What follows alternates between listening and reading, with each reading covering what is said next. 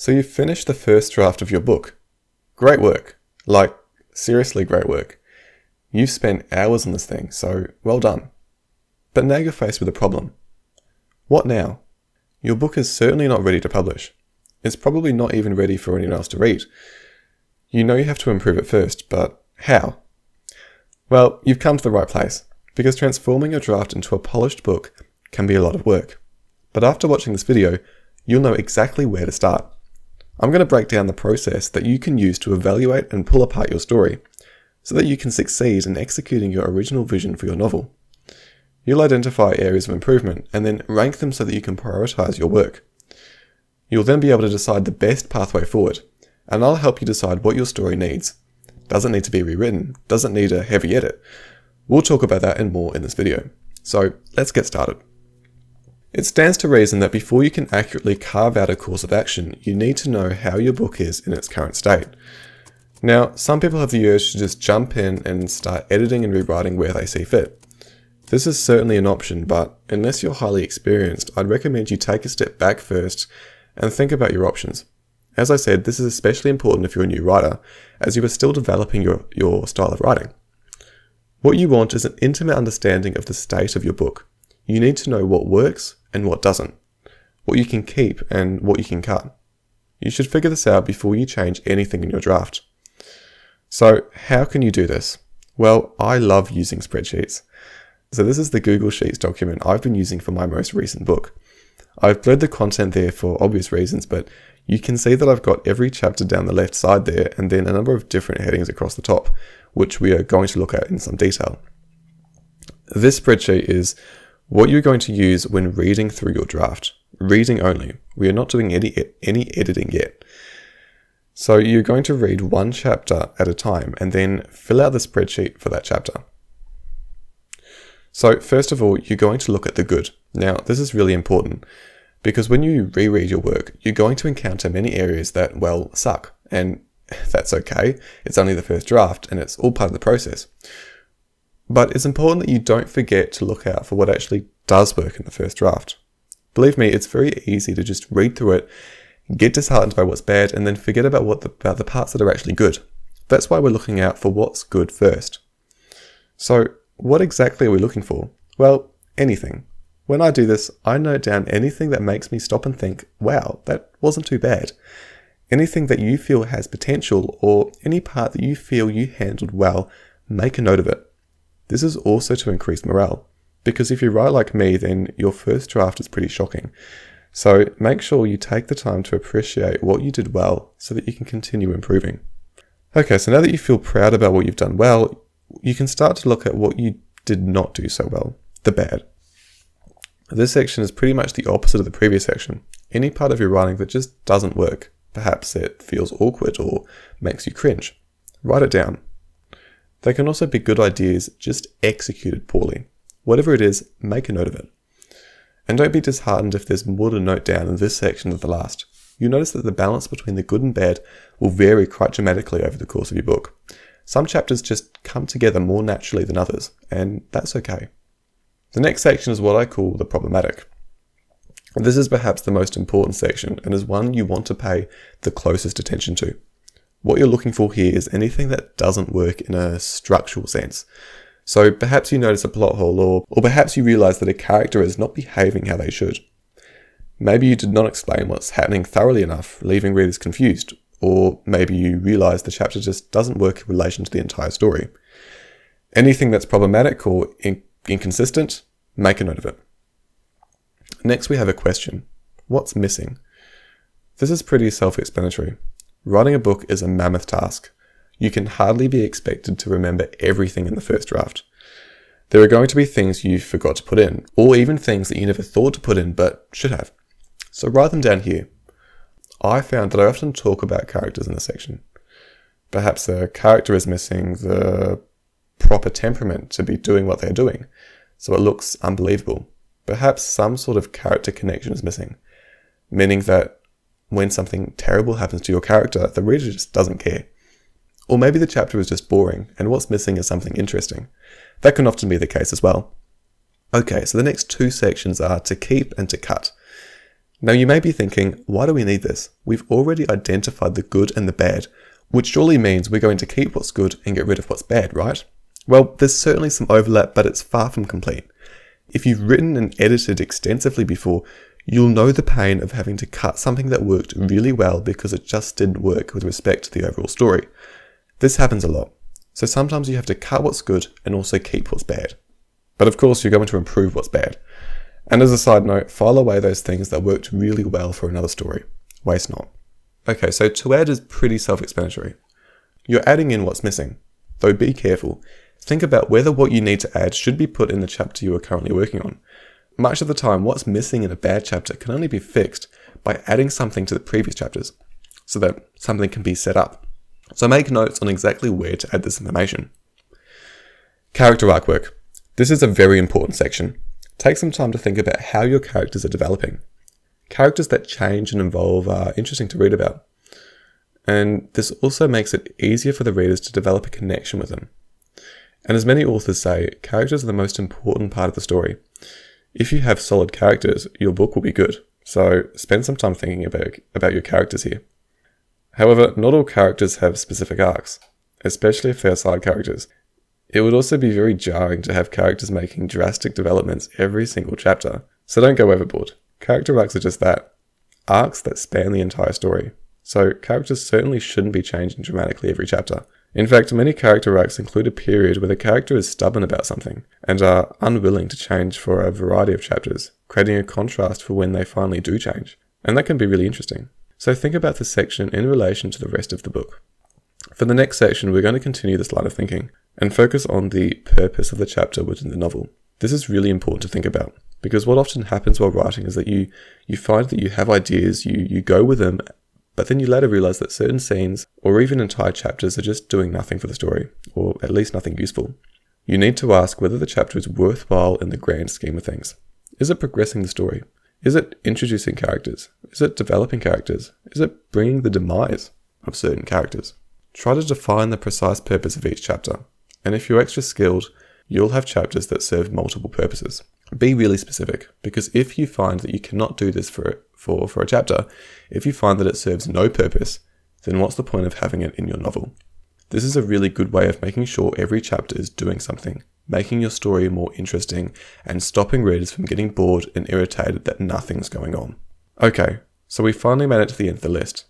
Last, but certainly not least, is possible next steps. You're going to take in everything you've dissected from your chapter and decide on what you could possibly do next.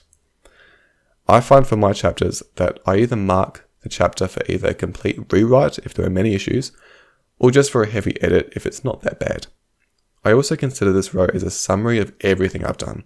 So even if there is a long list of things to do and work on, I'll put down the top 3 issues, let's say, and that gives me an idea of what I need to make my priority when fixing the chapter later.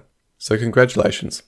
At this point, you've written your first draft and then read through it and pulled it to pieces. So hopefully at this point you still like your story, because we haven't even gone to the actual work yet. Regardless, you have a good resource that represents your book in its current state. However, you may be noticing a problem. This is a problem that gets me caught up every time I go through this process. So I've developed this next step to help. So what is this problem? Well, at this point, you have effectively identified hundreds of points in your book that need attention. Where do you start? This is a real problem, especially considering that we did this process because we did not know where to start. Although at the start, we didn't know where to start because we did not know the actual problems of the book. We know the issues now. The problem is that there are seemingly too many to deal with. You have so many areas that need improvement. Every chapter is riddled with issues and your book's just an unreadable mess at the moment. I get it. It's overwhelming. No wonder few people actually finish writing the book they started. But you can get there, I promise. The answer is to prioritize your attention. You need to focus on the areas that need the most work first. So how do you do this? Well, another spreadsheet. So what are you doing in this spreadsheet? Well, we're looking through the spreadsheet we've already made and collating all the major or significant areas of improvement. Make sure these points are also the most problematic to the story. So this is the spreadsheet I use for it. And I like to separate it into 3 columns. One for the problem type, one for the problem itself, and then a brief description of the problem. Now, the problem type here may not be completely necessary, but I would recommend it, as it allows you to see what types of problems you run into the most. If you're unsure how to categorize your problems, here are some examples of from my most recent project. As you can see, I've had a fair few problems with plot holes, insufficient background, character consistencies, so yeah, this is highly recommended to do. Okay, once you've collected all these areas of improvement, you need to rank them for importance. This can be hard to do, as you're only really estimating here, but try. If you use Google Sheets, you can easily move an issue up or down like this, so use that to help you order them. As you can see, my number one issue for this project was to do with plot structuring. Anyway, this is really useful. Now you know what to target first, and at this point you may be thinking, okay, yeah, I get it, I just start with the biggest problem and make my way down. But here's the thing. In my experience of doing this, if you work on the book's most pressing issues, you find that those parts shift and just fall into place. All the other little details just kind of sort themselves out. Now, obviously a book doesn't write itself. Obviously, it is you fixing these problems, but you find you do not need to address them directly. In my experience, merely becoming aware of them prepares you for dealing with them, almost unconsciously. What this process is about is identifying the issues and then sitting with them, letting them go over in your mind naturally as you go about your day-to-day life, because doing this will enable you to find solutions, or at least it will make you more ready to find them when you sit back down to do more work on your writing. So now you've got this list of problems, and you've ranked them from most to least problematic. Read through them, think about them, and try to solve them. What's very important here is not to force yourself to come up with something. I've tried that and it never gets me anywhere. It's just a waste of time. Solutions come when they come, so don't stress about it. In any case, you cannot fix a problem that you are unaware of. Doing this process makes sure you are intimately aware of how broken your book is in its current state. Don't be naive and think your book's perfect the way it is, or downplay your mistakes because you can't be bothered changing them. In the same vein, don't get disheartened and think that these issues are too big to resolve and just give up. Many writers get to this point and just think that writing must not be for them. Writing takes time, believe it or not, and even more time to improve it. Very rarely is an author's most successful book the one that they wrote first. You must accept this if you're ever going to write something truly extraordinary. Okay, so we've covered a lot here, like a lot, and we haven't even talked about how you should approach changing and editing your book. And this is the hard part, because there are so many variables. Every story will be in a different state and will require different approaches to improve them. At this point, you have to trust your gut and go where you think is best. Where you go will change depending on what type of writer you are, particularly whether you are more of a planner or a discovery writer. Regardless, I'm going to give you some suggestions of where you can start. Option 1 is rewriting. Okay, hear me out, because I know this is the last thing many of you want to hear. You've just written the bloody thing, you don't want to have to do that again. But there are some good reasons why a rewrite may benefit your overall work. So, why would you want to do this? Well, if you've done the spreadsheet and you find in the possible next step stage you have suggested a rewrite for numerous chapters, this could be an indication that a rewrite will benefit you. Also look at the purpose with the novel section, and if you find that you have multiple chapters without a strong purpose, I'd recommend cutting them and replacing them with chapters that are actually doing something for the story. In this case, a rewrite can help. Also look at your characters and your character arcs.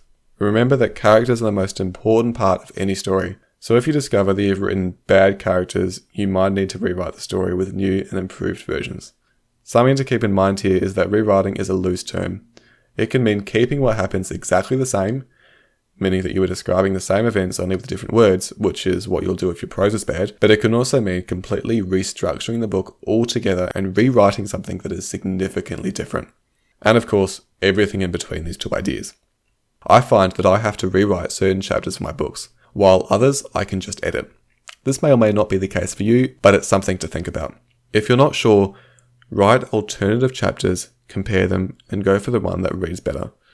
Don't consider this a waste of time, because you are practicing your prose if nothing else. Option 2, straight to revision. Now every book will need a revision stage, though your draft may not need to be rewritten before you get to this stage. So this stage is simply going through your draft and making changes and edits where you see fit. Like we've learnt, prioritise the areas of concern that are most problematic. Pay more attention to what's happening rather than how you're describing it. For example, it's not time efficient to spend half an hour creating a perfectly worded paragraph that describes something you later realise you have to cut. Once you've locked in what you want and what you'd like, you can come back later and make sure your prose is the best it can be. And just as a side note, I always notice that my best ideas are normally the easiest to write about. My prose just seems better. So if I'm ever struggling to describe something, I often have to question whether the idea I'm trying to describe is actually worth the effort, because oftentimes it simply is not. Anyway, a big part of revision will be using the spreadsheet to adjust chapters where you see fit. Make sure every chapter is contributing to the overall story. Make sure every chapter is exciting and pulls the reader deeper into your novel. Make sure your readers will like the characters they're supposed to like and hate the ones they are supposed to hate. And I think that's all I had here. Remember that doing the spreadsheets themselves may not be necessary, but asking yourself the questions they provide is something every author will have to do at some point in evaluating their drafts. So I would recommend doing it for practice if you're starting out. If you found this video helpful, please like and subscribe. I would really appreciate it. But that's all from me. Get back to working on that book of yours. Whether it's writing the first draft or polishing the final one, you can do it. One word at a time. See you next time.